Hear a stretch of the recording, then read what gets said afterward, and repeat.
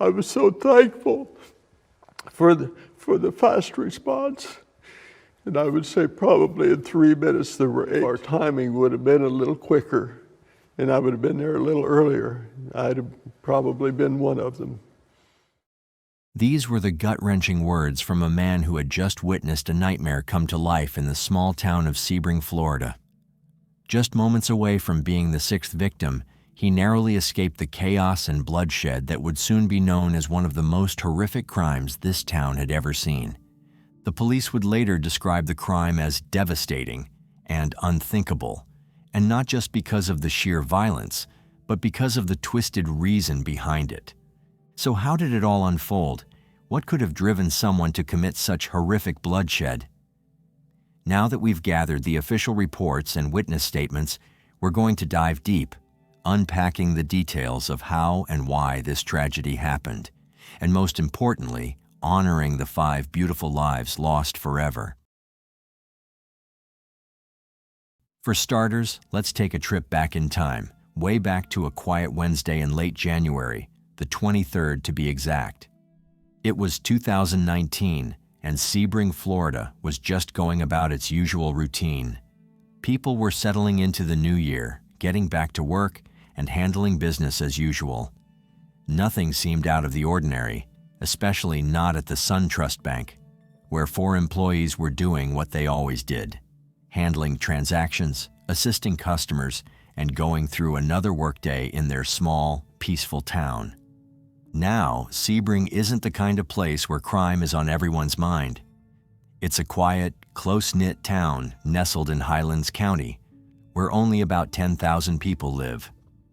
It's the kind of place where neighbors still wave at each other, and folks feel safe running errands or grabbing coffee without a second thought.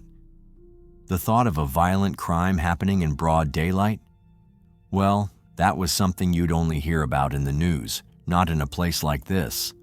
But on this day, no one could have imagined that Sebring would make national headlines, all because of one man. That man was Zephan Zaver, a 21-year-old with a darkness inside him that no one had fully seen coming.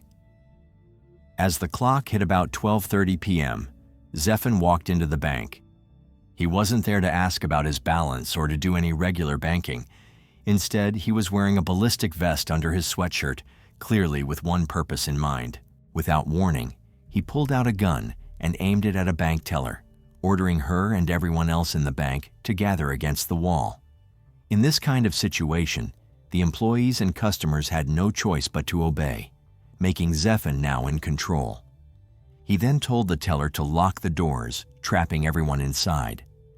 Next, Zephan told the 5 women, the bank employees and 1 customer, to lie face down on the floor with their heads toward the wall. There was no explanation, no clear motive, just cold, calculated orders. Then, in a horrifying moment, Zephan shot all 5 women in cold blood, firing 9 shots in total in a span of 5 minutes. It was brutal and shocking, especially in a small town like Sebring where this kind of violence was unheard of. But what happened next was even more chilling. Zephan didn't run. He didn't try to cover his tracks or escape. Instead, he made a bold move. He called 911 at exactly 12:36 p.m.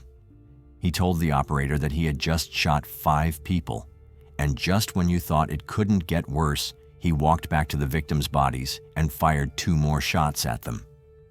As he spoke with the dispatcher, he even threatened to kill himself, putting the gun to his own head while still on the phone. Where's your emergency? Yes, I'm at the SunTrust in Sebring. All right, SunTrust Bank in Sebring. Yes. What's the address there? I have no idea.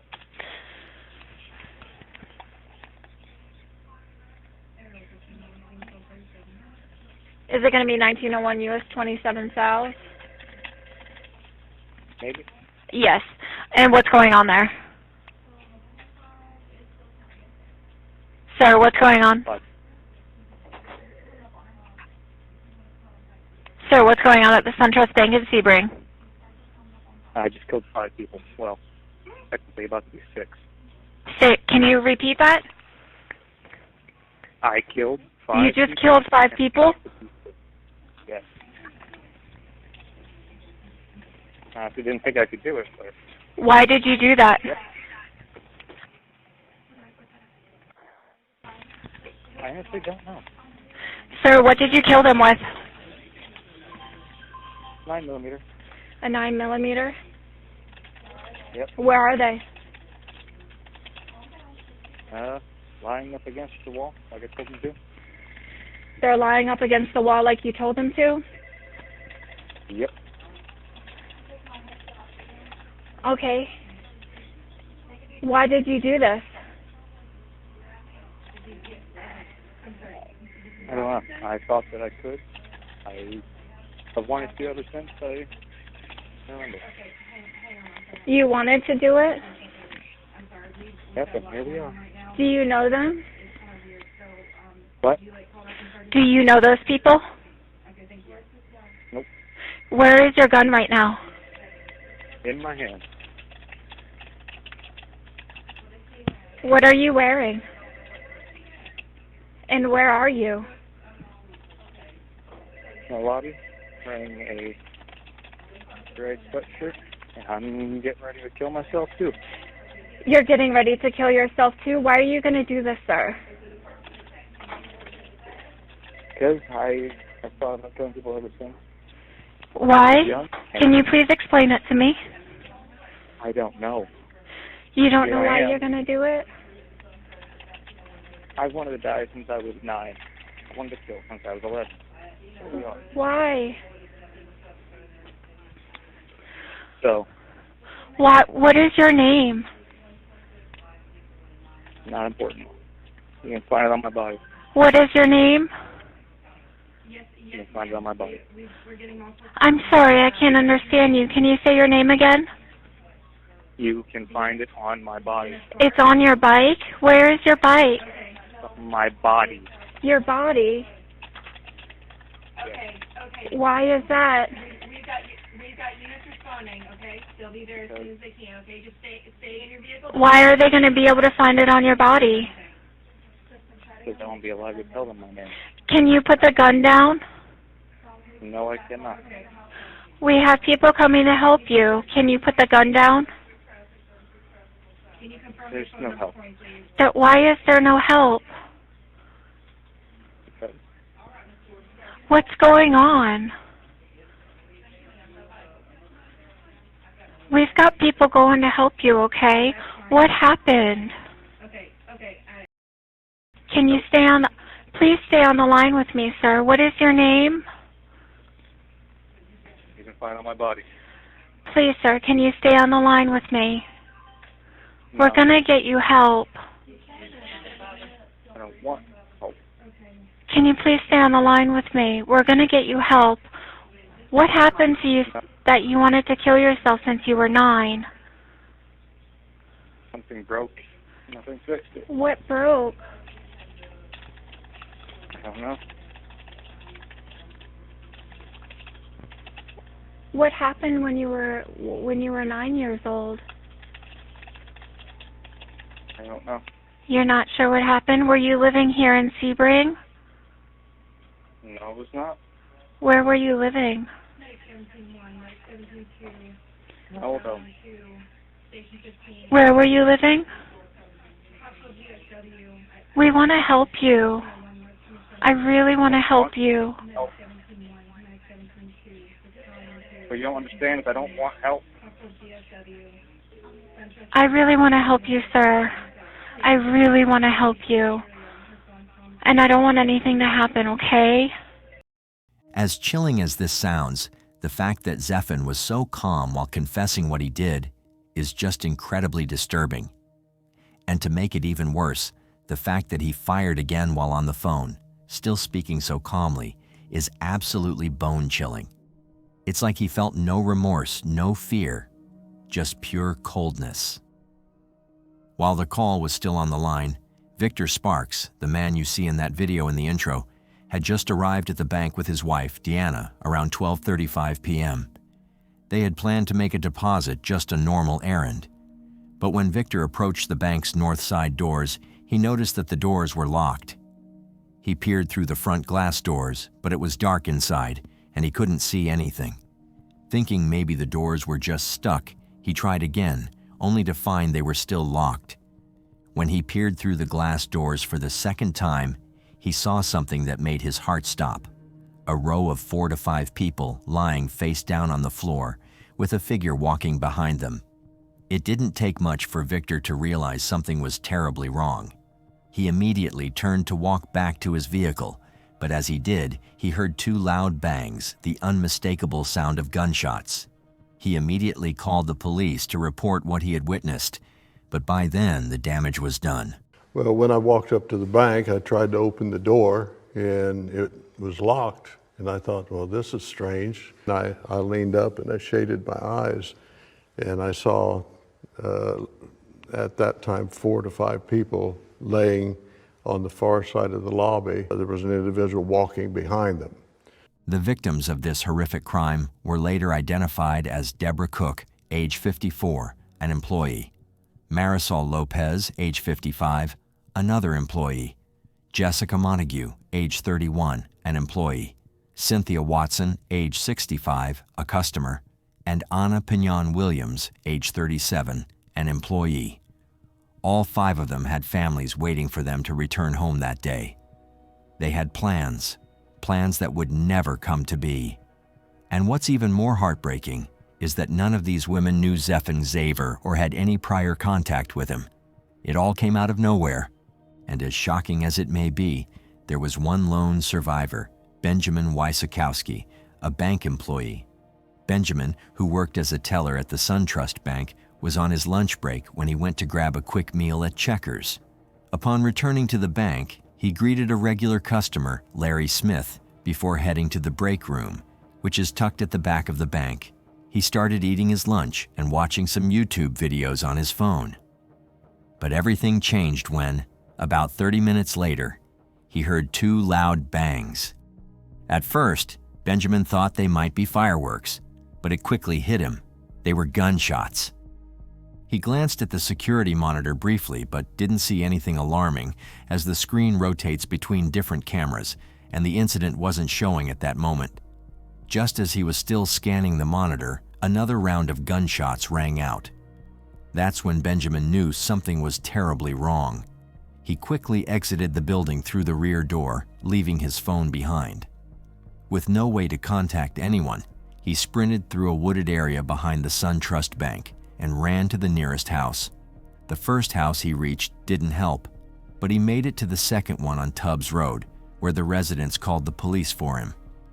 By the way, I post true crime and new cases here every week. So if that sounds like your kind of thing, please consider subscribing. It helps a lot. There was a shooting or something at the bank, the SunTrust Bank on Tubbs Road. Where at, ma'am? The SunTrust Bank on Tubbs Road. Okay, how did... A man came through the door to the road and meet his side, and he said his phone is up there, and there was a shooting, and he ran down here, and he's about to pass out. Okay, so where is the man that did the shooting? I don't know. Okay, do you have a description of him? He came to the door. Do you have a description of the person who was doing the shooting? He's heard it and he ran. Okay, so did he, the person works at the bank? Right. Okay, did he come to... Shooter, but Okay, so the person that came to you worked at the bank? Yeah, and he's a teller. Aside from the call made by the employee, there was actually one other 911 call, in addition to the one made by Victor Sparks. But by the time that call came in, the conversation with Zephan had already ended. After Zephan's call ended, the SWAT team quickly rushed to the scene, prepared for a potential standoff. However, the crisis negotiator was still on the line with Zephan. In a tense and delicate moment, she worked tirelessly to talk him down for an hour. Miraculously, her calm and steady voice reached him. Through patience and persuasion, she managed to convince Zephan to drop the gun. That's okay. That's okay. So you have a vest on, and I know you have your gun. So, can you put the gun down at least on the desk? At least on the desk. You don't have to put it away, but at least you can put it on the desk. Can you do that for me? So it's not in your hand? Can you do that for me? What?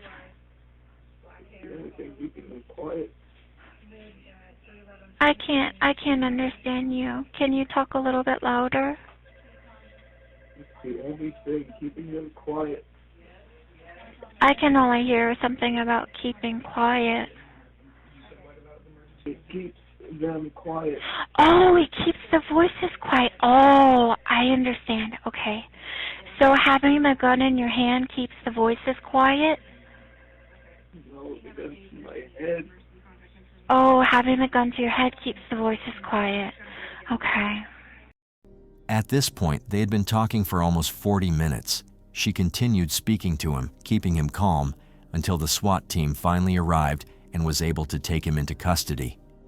With that, the terrifying ordeal came to an end.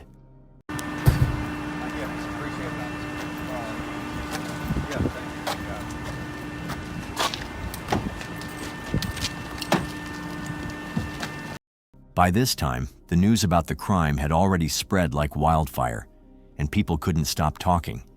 Everyone was asking, why would a young man do something so extreme with no obvious reason, like trying to rob the bank? Did he know the victims? Was there some kind of personal grudge or fight that led to this? Well, as it turns out, the answer is no.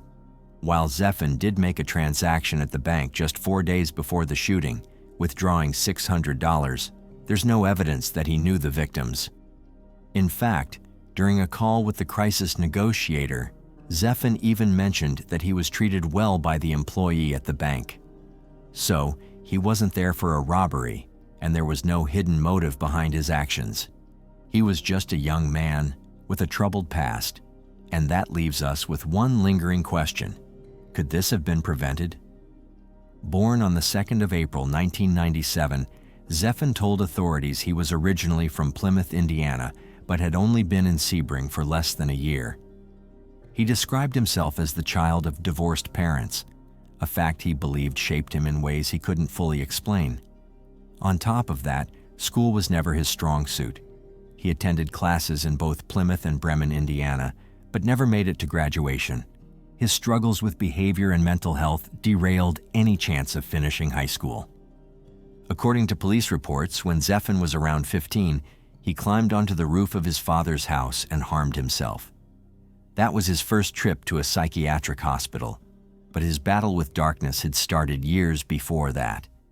In an interview with investigators, he admitted that ever since he was 11, he had been hearing voices, not just whispers, but full-blown commands, urging him to hurt, to kill.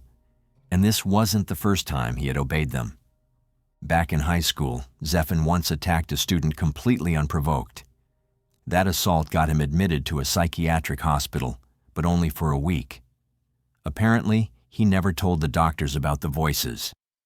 So he was released, and life moved on until that tragic day. Now, there's been a lot of speculation that this whole situation happened because Zeffin had broken up with his girlfriend at the time. Rumors say he allegedly texted her before the shooting, just before he killed everyone. The police later reached out to question his ex-girlfriend, Alexandra Gerlach. Gerlach explained that the two had met at the mental hospital when Zeffin was first admitted. Both of them had been admitted twice to the same hospital for depression. Even back then, Gerlach admitted that Zeffin had thoughts of self-harm. Gerlach shared that even after their second stay at the psychiatric hospital, Zeffin continued to make self-harm statements. She said she made him promise not to take his own life. But from that moment on, Zeffin seemed to have a shift in his thinking. He once said, "If I can't kill myself, then I want to kill others." And he became a very angry person. Gerlach said she didn't understand where all that anger came from. Zeffin would tell her that he had dreams of killing people, and one day, he shared a dream where he hurt his classmates. He even told a counselor at his high school about it, and as a result, he was kicked out. Gerlach mentioned that this possibly happened in either 2014 or 2015, but she couldn't remember if anything similar happened at school again after that. Gerlach also mentioned that Zeffin later joined the military in 2016, but was discharged shortly after. She recalled Zeffin telling her he had joined because he thought, "I can kill people and get away with it." She went on to say that Zeffin was kicked out of the military after he had threatened to kill another soldier in his squad. He then became a correctional officer trainee with the Florida Department of Corrections at the Avon Park Correctional Institution. However, he resigned from this position on January 9, 2019, just a few weeks before the tragic murder took place. According to Gerlach, her contact with Zeffin became very limited after he was discharged from the military. However, a week after the shooting took place, Gerlach mentioned that she was private messaging Zeffin on Instagram. He sent her a photo of a handgun he had recently purchased. Gerlach asked why he bought the firearm, and Zeffin simply replied, "Because I just wanted one." When asked about the specifics of the handgun, Gerlach admitted she couldn't remember much about it. She said that was the last time she spoke to Zeffin. As for the man himself, he didn't hold anything back when talking to the police. Zeffin was eerily cooperative, almost as if he wanted to lay everything out. He admitted that he had purchased the handgun just 2 days before the shooting, but on the day of the murders, something felt different. The voices in his head weren't just there. They were louder than ever, overwhelming, demanding, and impossible to ignore. At the time, his mother was away in Illinois for a week-long work training, leaving him completely alone at home. Zeffin, however, did contact one of his ex-girlfriends, but it was not Gerlach. It was his other ex, Imani Davis. Davis, who had known Zeffin from a long-distance, mostly online relationship, later testified about their past. She revealed that they had met when she was still in high school, and their relationship had been marked by dark, heavy conversations.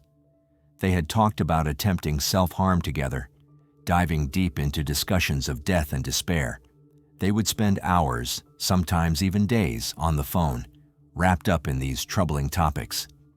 But by May of 2018, their relationship had ended, and they stopped speaking altogether. That was until January 23, 2019, the day of the shooting. Out of the blue, Zeffin messaged her. At first, he seemed unusually happy, almost excited, something that was completely out of character for him. Then at exactly 12:14 in the afternoon, when Zeffin was still in his car in the bank's parking lot, Davis received a message that made her blood run cold. The fun part, the cliché clincher, the message read, is that I'm not going out alone. I'm taking a few people out with me because I've always wanted to kill people, so I'm going to try it and see how it goes. Watch out for me on the news. Sebring, Florida. Davis was horrified. She responded immediately. There's something wrong with you, seriously. But she didn't stop there. Realizing how serious the situation was, she immediately showed the messages to her gym teacher, since she was in gym class at the time. From there, the situation quickly escalated. The school principal and psychiatrist got involved, and law enforcement in both her area and Sebring were contacted. But by then, it was too late. According to reports, Zeffin entered the bank with a smile on his face, approaching the teller before suddenly pointing the gun at her. There was even another witness who claimed to have locked eyes with Zeffin in the parking lot just moments before the shooting. What can you tell me, in your own words, your involvement? I pulled in, backed the dually in, got out. There was a white male in the car. We actually made eye contact. Didn't think anything of it. Went in the bank, made 2 transactions, talked to Maricela about being locked out of my SunTrust account. I can't tell you how long I was in there. I came back out. He was still sitting in the car.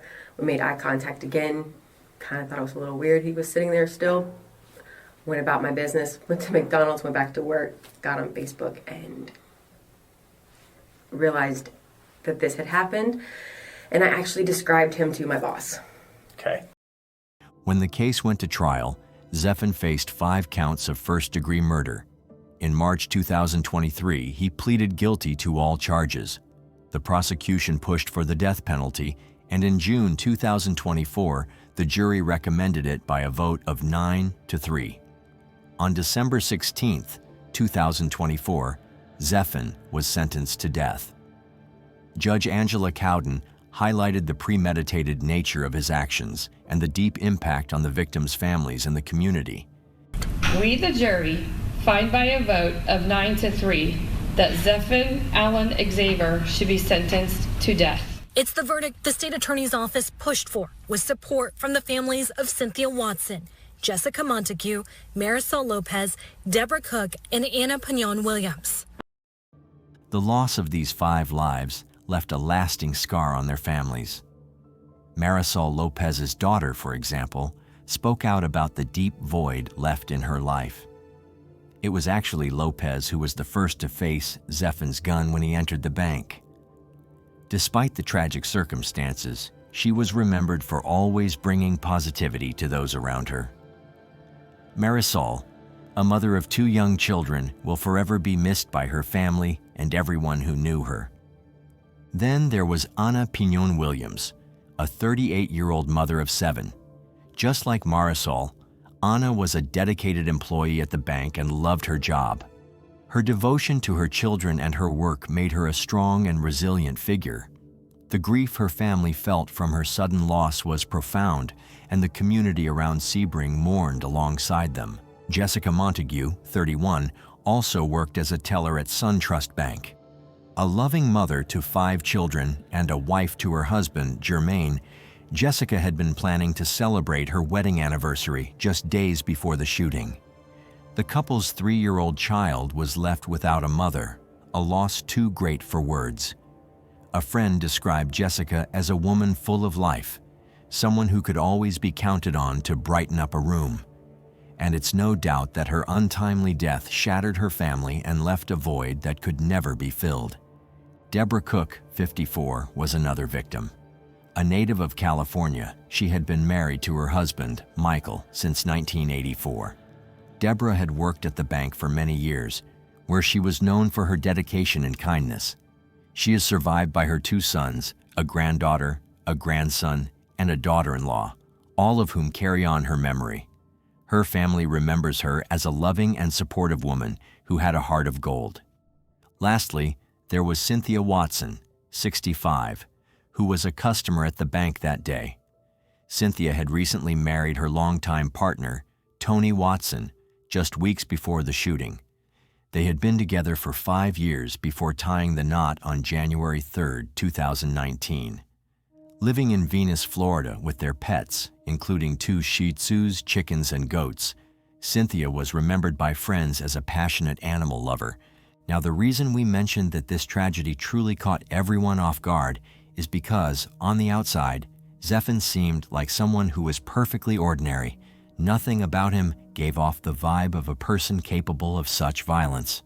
In the neighborhood of Sebring, he was known as a well-mannered young man with a job and what appeared to be a passion for life. People knew him as someone who had a routine, someone who blended in without raising any red flags. In fact, one of his neighbors even spoke out in an interview, describing Zeffin as someone who seemed incapable of committing such a horrendous act. Yeah, he works, he has his car. I mean, he was just a functioning 21-year-old. I mean, to my knowledge, anytime I'd ever seen him, he's just quiet. She says while Zeffin would often hang out in his room playing video games, he also made time to be nice to her daughter. For what I saw, I would never allow my 9-year-old around someone that I thought was a dangerous person, and I darn sure did not remotely get any type of inquiry that he was dangerous or would do anything to hurt anyone. As of now, 27-year-old Zeffin is detained at Florida State Prison, where he remains on death row. With all that being said, do you think this whole tragedy could have been prevented? Or, considering Zeffin's mental health, do you believe it was something that was bound to happen sooner or later? I'd really love to hear your thoughts on this. What's your take?